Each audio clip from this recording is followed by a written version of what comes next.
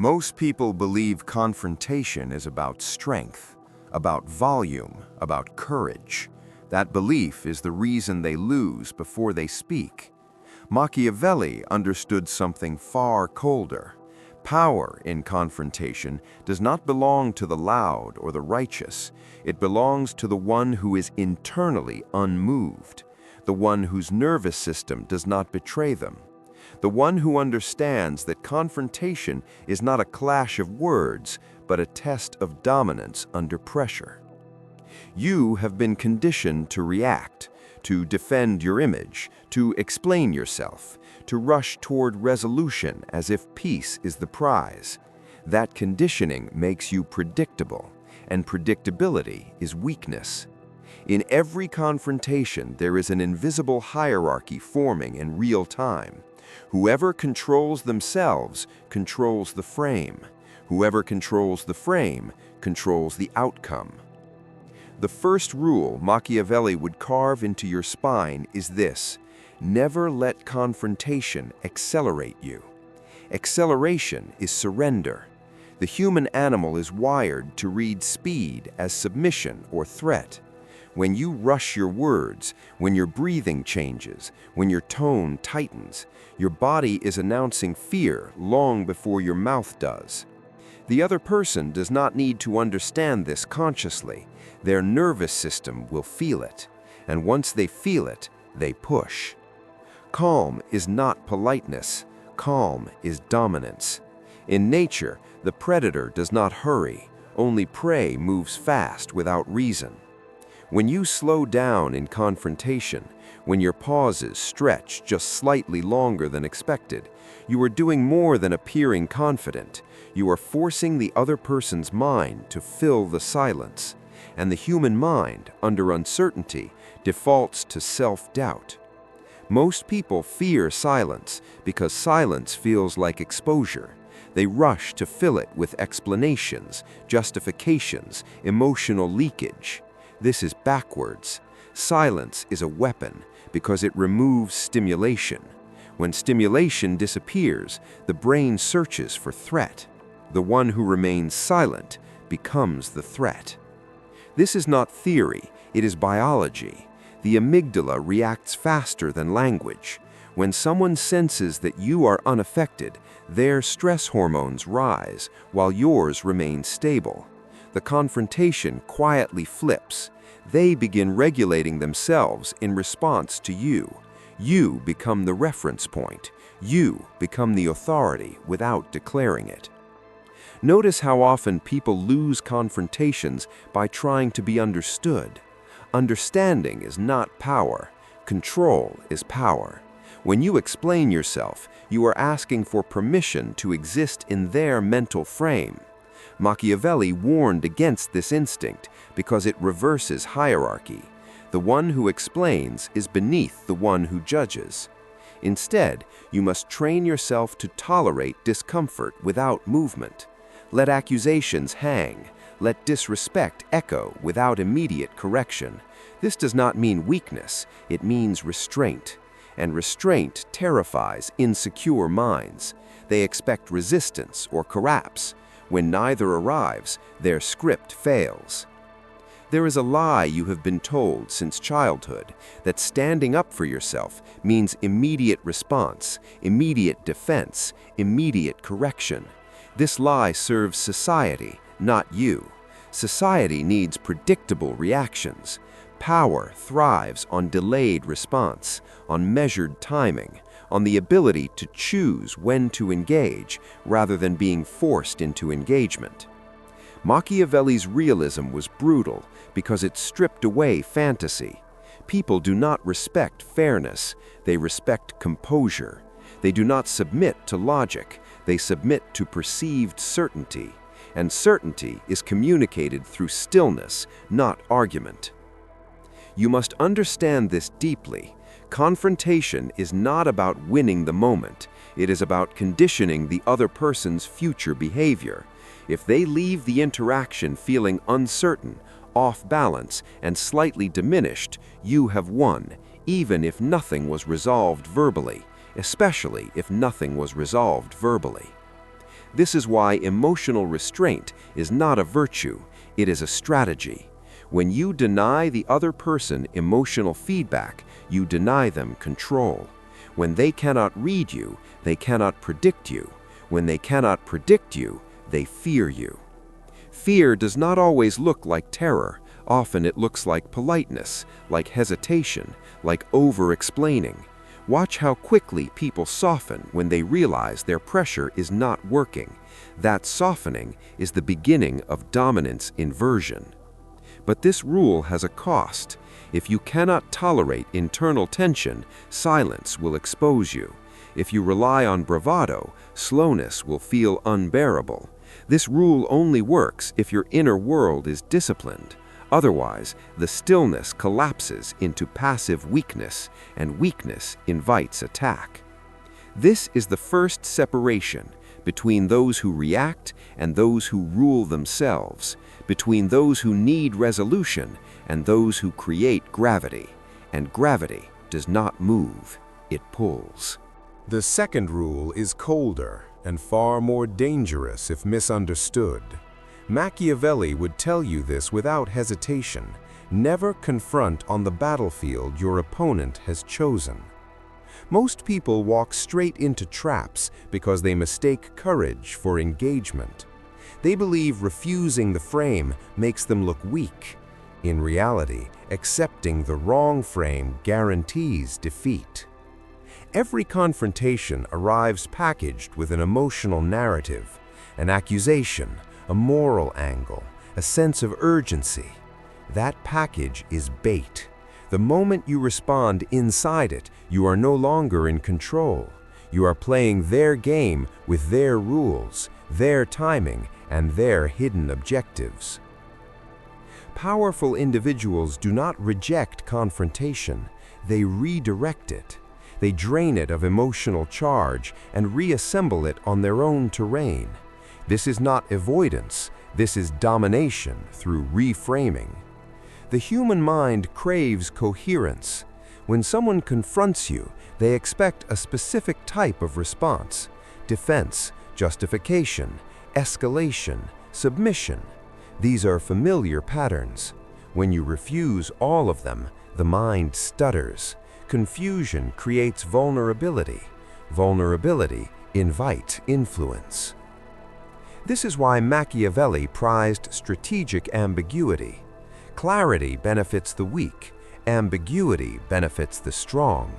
When your position is partially obscured, others project their fears into the gap. They assume depth where there may be only control. Silence and redirection force the other person to argue with their own imagination. Consider how often people confront by exaggeration. They inflate emotion to force reaction.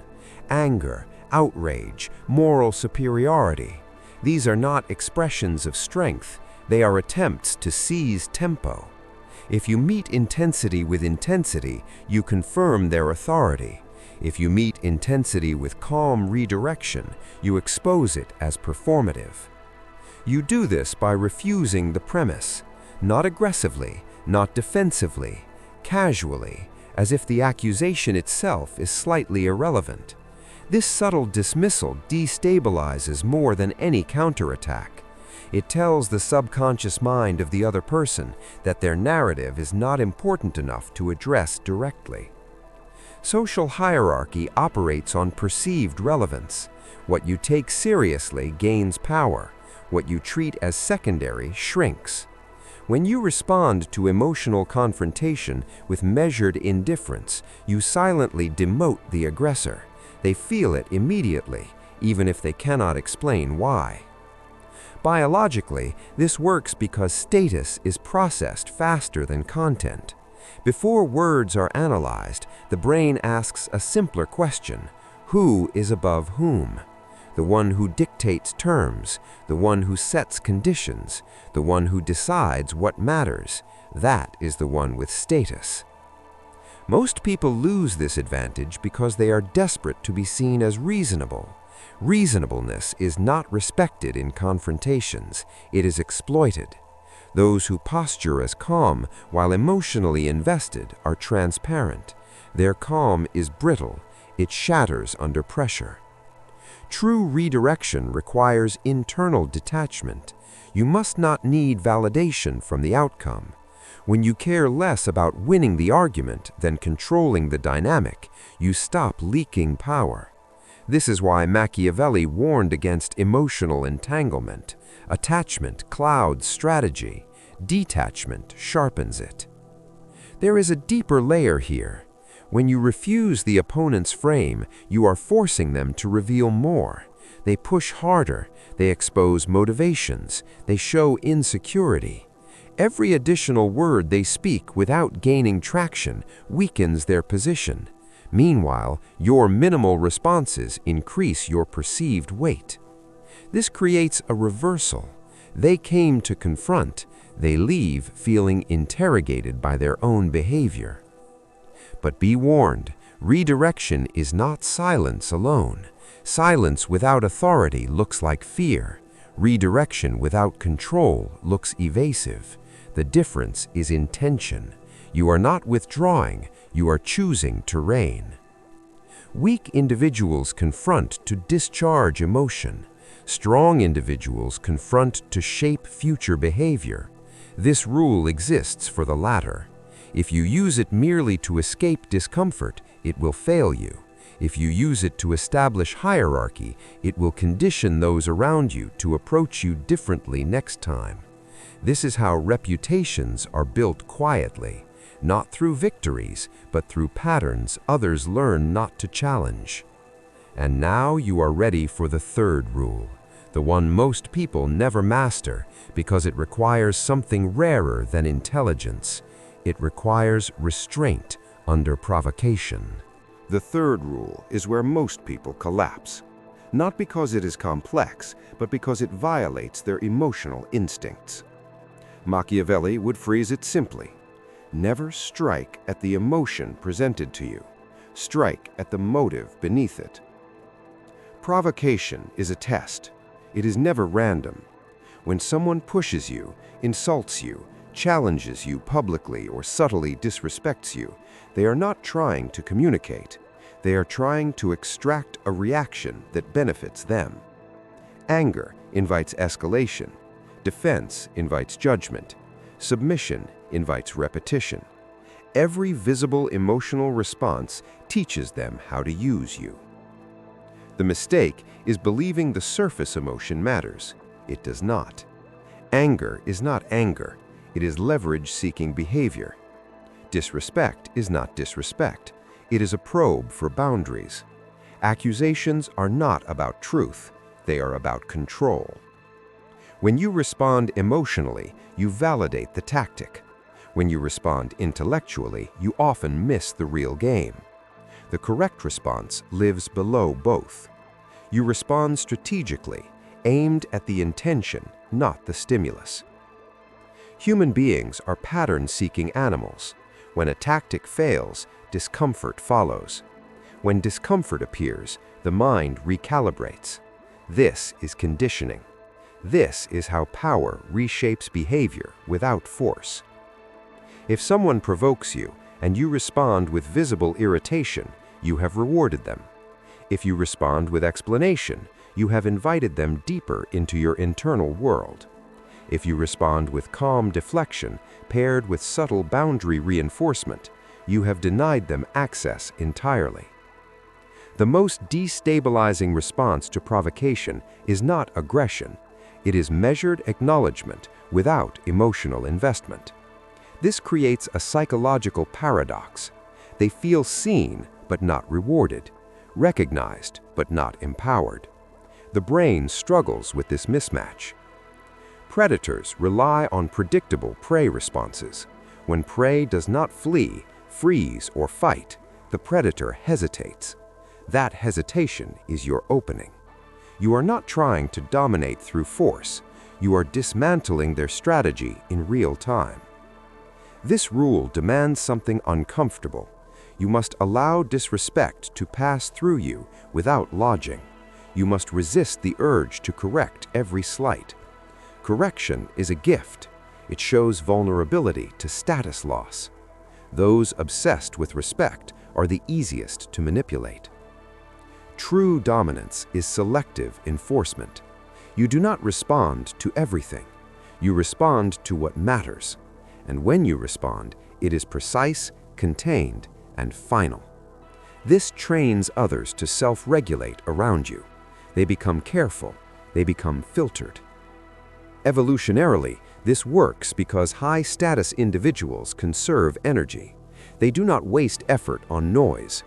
The group subconsciously understands this. The one who reacts less is assumed to have more options. More options signal power. Most people fear this approach because they confuse restraint with passivity. They imagine themselves being walked over. In reality, the opposite happens. When people cannot move you emotionally, they stop trying, or they escalate, and escalation exposes desperation. When escalation appears, you still do not strike at the emotion. You observe it, you let it hang, you allow the other person to feel the imbalance they created. This forces self-awareness. Self-awareness under stress is painful. Pain changes behavior. This is the hidden cruelty of Machiavellian strategy. You do not crush people loudly. You let them confront themselves. You become the mirror they cannot escape. But this rule is dangerous in weak hands. If you lack internal confidence, silence becomes collapse. If you lack clarity, restraint becomes avoidance. This is not about appearing calm. It is about being unmoved. The difference is subtle but decisive. You must know your boundaries before confrontation begins, not during. During is too late. If you are unsure what you will tolerate, others will test until they find the line. Once found, they will return to it repeatedly. The unshakable individual does not negotiate boundaries emotionally. They enforce them behaviorally, quietly, consistently, without explanation. This is how presence becomes authority, not declared, not argued, felt. And yet, even this rule is incomplete without the next one, because composure alone does not secure dominance. At a certain point, you must decide when to apply pressure. And pressure, when applied correctly, does not look like force at all. The fourth rule separates those who merely survive confrontation from those who control its aftermath. Machiavelli would insist on this with ruthless clarity. Apply pressure asymmetrically, or do not apply it at all. Most people apply pressure where it is visible: volume, threats, public dominance displays. This is crude. It satisfies ego but weakens position. Direct pressure invites resistance. Resistance creates enemies. Enemies drain resources. Power is not about winning battles. It is about shaping terrain so battles never form. Asymmetrical pressure works because it bypasses conscious defense. Instead of attacking the person, you affect their environment, their options, their incentives, their sense of safety. You do not confront strength head-on. You erode support beneath it. The human mind responds to loss more strongly than gain. This is not philosophy, it is biology. When someone senses that challenging you carries invisible costs, they stop challenging you, not because they fear you personally, but because their nervous system associates you with risk. This is why Machiavelli advised rulers to be feared in effect, not in display. Fear does not require cruelty. It requires unpredictability combined with restraint. When people cannot map your reactions, they overestimate consequences.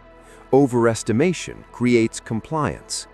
Pressure should feel indirect, almost accidental. Delayed consequences are more powerful than immediate ones because they confuse causality. Confused causality leads to superstition. Superstition leads to self-censorship. This is the highest form of control. When someone confronts you and later finds doors closed, conversations colder, opportunities slightly reduced, they may never connect the dots consciously, but their behavior will adjust. They will become careful around you. They will warn others without knowing why. Reputation spreads faster than confrontation ever could. This is the predator's advantage. The predator does not roar. The predator alters patterns. Prey changes behavior long before understanding the threat. Most people fail here because they crave closure. They want confrontation to end cleanly. They want apologies, resolutions, verbal victories. Closure is emotional comfort. It is not power. Leaving things unresolved keeps leverage alive.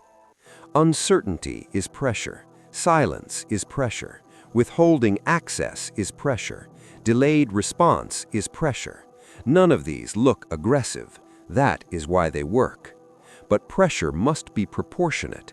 Excessive pressure exposes intent. Obvious punishment creates moral backlash.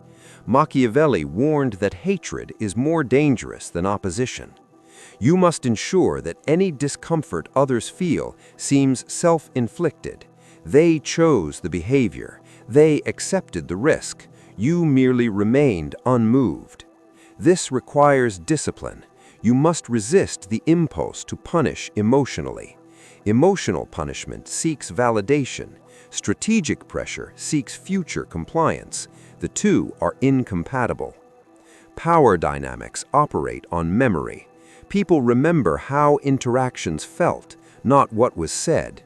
If confronting you consistently results in subtle loss, hesitation replaces aggression. Over time, your presence alone alters behavior. This is authority without enforcement. But understand this clearly. Asymmetrical pressure demands patience.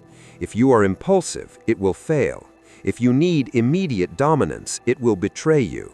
This rule is for those who think in seasons, not moments. There is also a danger here. If you apply pressure without internal clarity, you become manipulative without direction. This creates chaos. Chaos attracts conflict. Conflict consumes attention. Attention is your most valuable resource. The unshakable individual applies pressure rarely, precisely, almost invisibly. When they do, it is remembered. This rule completes the external structure of confrontation: composure, frame control, emotional targeting, environmental pressure. Together, they reshape how others experience you. But none of this matters if you lack the final element, the one Machiavelli understood above all else, the internal posture that makes all external tactics coherent. Without it, you may appear strong but remain vulnerable. With it, you no longer need to confront at all. That is the fifth rule, and it is the one that closes the circle. The fifth rule is not a technique, it is a state. Machiavelli would tell you that all power collapses without this foundation. You must be willing to walk away from every confrontation without needing victory, validation, or recognition. This is what makes you unshakable, not dominance displays, not verbal precision, not psychological tricks. Detachment from outcome is the ultimate leverage. The one who needs nothing controls everything. Most confrontations escalate because both sides are trying to protect an identity, reputation, ego, moral image. Once your sense of self is tied to the result, you are owned. Your opponent only needs to threaten that identity to control your behavior. When you no longer require affirmation, confrontation loses its teeth. Words cannot wound what is not invested. Threats collapse when they cannot extract fear. Manipulation fails when there is nothing to take. This is not indifference, it is internal sovereignty. Evolution rewards those who can abandon bad terrain.